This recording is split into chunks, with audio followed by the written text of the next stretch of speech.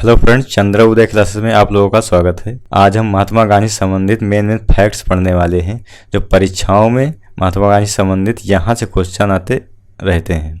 चलिए इनके बारे में पढ़ते हैं। महात्मा गांधी जी के बारे में महात्मा गांधी जी को पढ़ते हैं। इनका जन्म 2 अक्टूबर 1869 गुजरात में हुआ था। इनके राजनीतिक गुरु गोपाल कृष्ण गोखले थे, ये आप याद रखिएगा। गांधी जी के नेतृत्व में हुए प्रथम 3 आंदोलन जो मोस्ट इम्पोर्टेंट हैं, जो हर बार परीक्षा में आते रहते हैं। पहला आंदोलन चंपारण सत्याग्रह 1917, ये आपका बिहार में हुआ था। अगला देखते हैं अहमदाबाद मिल मजदूर हड़ताल 1918, ये आपका दूसरा दिया हुआ है आंदोलन जो अहमदाबाद मिल मजदूर हड़ताल 1918 में हुआ था। खेड़ा सत्याग्रह 1918, खेड़ा सत्याग्रह 1918, ये भी क्वेश्चन आता रहता है परीक्षा में। इनसे में हम मेन पॉइंट रखे हुए हैं जो परीक्षा की दृष्टि से काफ़ी महत्वपूर्ण है, इससे ज़्यादा परीक्षाओं में आता नहीं है। असहयोग आंदोलन की शुरुआत 1 अगस्त 1920 को हुई थी।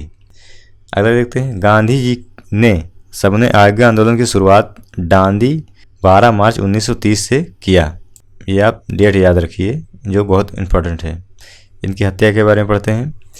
गांधी जी की हत्या 30 जनवरी 1948 को दिल्ली के बिड़ला भवन में नाथूराम गोडसे ने कर दी। अगला देखते हैं गांधी जी को मिली उपाधियों संबंधित क्वेश्चन आते रहते हैं, ये भी हम पढ़ते हैं। महात्मा गांधी जी को महात्मा की उपाधि रविन्द्रनाथ टैगोर ने कहा। राष्ट्रपिता की उपाधि सुभाष चंद्र बोस ने दिया। अर्थनग्न फकीर फ्रैंक मोरिस ने कहा। अगला देखते हैं महात्मा गांधी ने पहली बार भूख हड़ताल अहमदाबाद मिल मजदूरों के हड़ताल 1918 के समर्थन में की थी। अगला देखते हैं गांधी जी ने 1918 ईस्वी में गुजरात के खेड़ा जिले में कर नहीं आंदोलन चलाया। ये भी पॉइंट आप लोग याद रखिए। अगला देखते हैं 19 मार्च 1919 ईस्वी को रॉलेट एक्ट लागू किया गया। इसके अनुसार किसी भी संदेहास्पद व्यक्ति को बिना मुकदमा चलाए गिरफ्तार किया जा सकता है, परंतु उसके विरुद्ध में ना कोई अपील, ना कोई दलील और ना कोई वकील किया जा सकता है। ये भी मोस्ट इम्पोर्टेंट पॉइंट है, आप लोग याद रखिए। गांधी ने इस कानून के विरुद्ध 6 अप्रैल 1919 ईस्वी को देशव्यापी हड़ताल करवाई। अगला पॉइंट देखते हैं 13 अप्रैल 1919 ईस्वी को अमृतसर में जलियांवाला बाग हत्याकांड हुआ। ये आप डेट याद रखिए और ये स्थान भी याद रखिए, मोस्ट इम्पोर्टेंट, हर बार परीक्षा में आता रहता है। अगला देखते हैं डॉक्टर सतपाल और सैफुद्दीन किचलू की गिरफ्तारी के विरोध में हो रही जनसभा पर जनरल R.E.H. डायर ने अंधाधुंध गोलियां चलवाई। इनका नाम याद रखिए, ये परीक्षाओं में आता रहता है, ये भी जो हाईलाइटेड है मेन पॉइंट। आगे बढ़ते हैं सरकारी रिपोर्ट के अनुसार इसमें 379 व्यक्ति एवं कांग्रेस समिति के अनुसार लगभग 1000 व्यक्ति मारे गए। उस समय पंजाब का lieutenant governor sir Michael O'Dwyer था। ये पॉइंट आप याद रखिए यहाँ पर, मोस्ट इम्पोर्टेंट। जलियांवाला बाग हत्याकांड में हंसराज नामक भारतीय ने डायर का सहयोग किया था। आगे बढ़ते हैं शंकरन नायर ने जलियांवाला बाग हत्याकांड के विरोध में वायसराय की कार्यकारिणी परिषद के से सदस्यता से इस्तीफा दे दिया। शंकरन नायर, ये आप नाम याद रखिए, जो जलियांवाला बाग हत्याकांड के विरोध में वायसराय की कार्यकारिणी परिषद के सदस्यता से इस्तीफा दे दिया। अगला देखते हैं जलियांवाला बाग हत्याकांड के विरोध में महात्मा गांधी ने कैसर ए हिंद की उपाधि, जमनालाल बजाज ने राय बहादुर की उपाधि एवं रविन्द्रनाथ टैगोर ने सर की उपाधि वापस लौटा दी। मोस्ट इम्पोर्टेंट, यहाँ से क्वेश्चन आंसर आते रहते हैं, ये हाईलाइटेड पॉइंट मेन है जो आप लोग नोट करिएगा।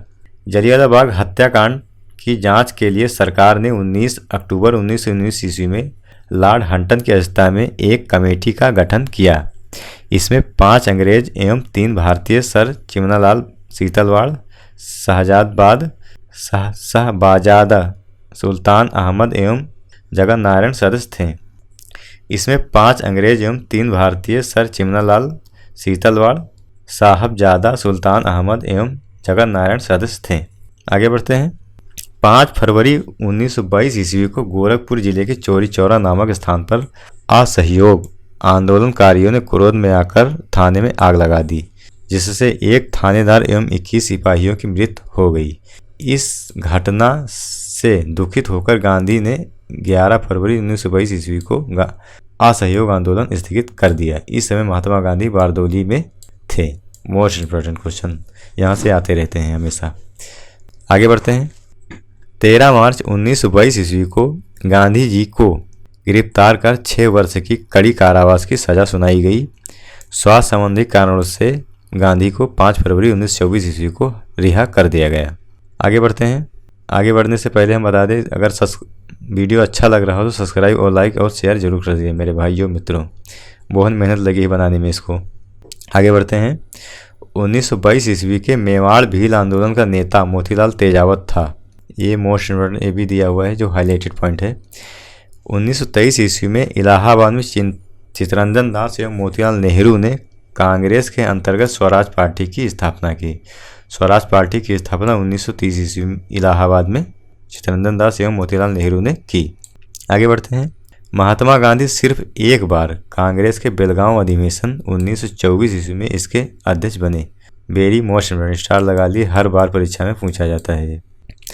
सचिंद्र सान्याल ने 1924 ईस्वी में कानपुर में हिंदुस्तान रिपब्लिकन एसोसिएशन की स्थापना की। भगत सिंह ने 1928 ईस्वी में दिल्ली स्थित फिरोज शाह कोटला में हिंदुस्तान सोशलिस्ट रिपब्लिकन एसोसिएशन की स्थापना की। आगे बढ़ते हैं। 9 अगस्त 1925 ईस्वी को 10 व्यक्तियों ने सहारनपुर से लखनऊ की ओर जा रही 8 डाउन ट्रेन से रेल विभाग का खजाना काकोरी नामक स्थान पर लूट लिया। इसे ही काकोरी कांड कहा गया। आगे बढ़ते हैं। ये डेट याद रखिए, ये मोस्ट इम्पोर्टेंट है, हर बार परीक्षा में पूछी जाती है। आगे बढ़ते हैं।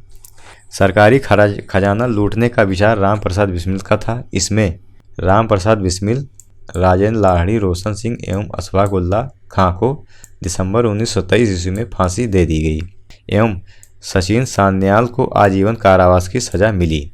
आगे बढ़ते हैं। कांग्रेस के 1929 ईस्वी के लाहौर अधिवेशन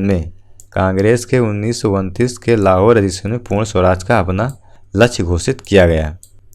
इस अधिवेशन की अध्यक्षता जवाहरलाल नेहरू कर रहे थे।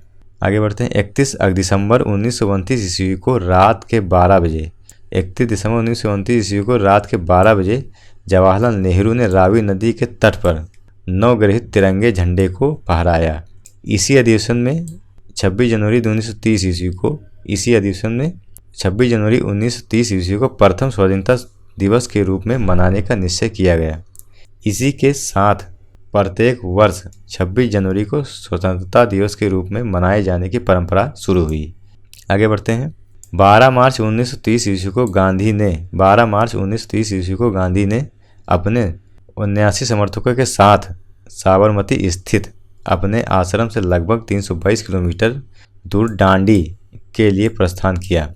लगभग 24 दिनों बाद 6 अप्रैल 1930 को डांडी पहुंचकर गांधी ने नमक कानून तोड़ा और सबने अयोग्य आंदोलन की शुरुआत की।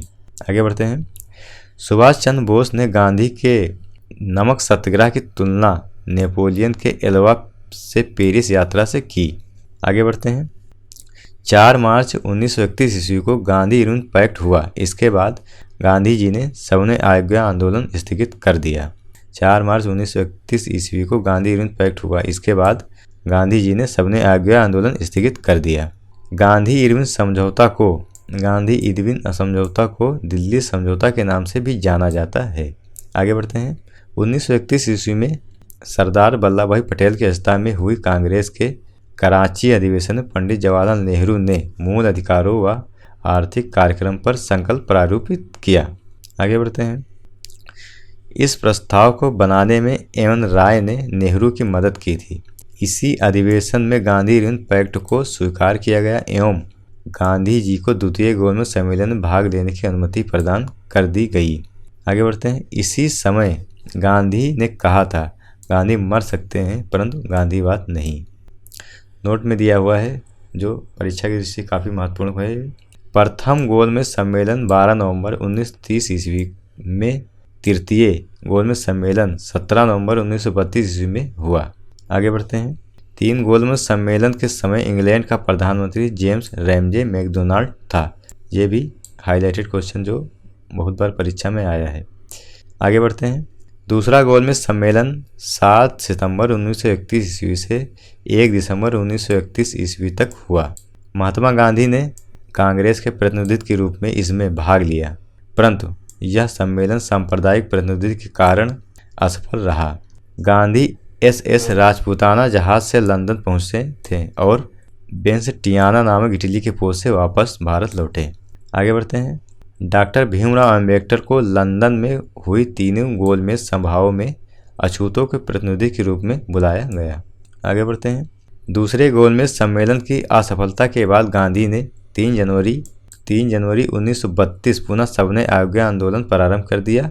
सविनय अवज्ञा आंदोलन अंतिम रूप से 7 अप्रैल 1934 को वापस लिया गया। सविनय अवज्ञा आंदोलन में पठान सत्याग्रहियों पर गोली चलाने से गढ़वाल राइफल्स ने इनकार कर दिया। आगे बढ़ते हैं। 23 मार्च 1931 ईस्वी को सुखदेव, भगत सिंह एवं राजगुरु को फांसी पर लटका दिए गए। ये डेट आप लोग याद रखिएगा। इसमें 3 लोग हैं, सुखदेव, भगत सिंह, राजगुरु। इन लोगों को फांसी पर लटका दिया गया 23 मार्च 1931 ईस्वी को। मई 1934 ईस्वी में कांग्रेस सोशलिस्ट पार्टी की स्थापना हुई। आगे बढ़ते हैं। अखिल भारतीय किसान सभा का प्रथम सम्मेलन अप्रैल 1936 ईस्वी में लखनऊ में हुआ। अखिल भारतीय किसान सभा का प्रथम सम्मेलन 1936 ईस्वी में लखनऊ में हुआ। आगे बढ़ते हैं। इसके अध्यक्ष स्वामी सहजानंद व महासचिव NG रंगा चुने गए। इसके अध्यक्ष स्वामी सहजानंद एवं व महासचिव NG रंगा चुने गए। आगे बढ़ते हैं। स्वामी सहजानंद सरस्वती ने हुंकार नामक पत्रिका का पटना से प्रकाशन किया।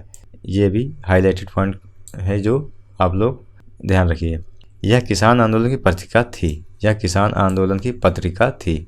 राहुल सातकयान इस साप्ताहिक पत्रिका के 1942 में संपादक बने। 1939 ईस्वी में महात्मा गांधी द्वारा प्रस्तावित प्रत्याशी पट्टाभी सीतारमैया को हराकर सुभाष चंद्र बोस कांग्रेस के अध्यक्ष चुने गए। यह भी परीक्षा की दृष्टि से काफ़ी महत्वपूर्ण है। तो friend, thank you so much. हमारा अगर वीडियो अच्छा लगा हो तो प्लीज़ लाइक और सब्सक्राइब जरूर से जरूर करें और अपने दोस्तों को भी शेयर करें। अगला वीडियो जल्द से जल्द हम लेकर आएंगे थ्योरी बेस पर, जो मोस्ट इम्पोर्टेंट क्वेश्चन आंसर के साथ होगा और परीक्षा में हर बार ये क्वेश्चन आप लोगों को जरूर से जरूर मिलेंगे। धन्यवाद।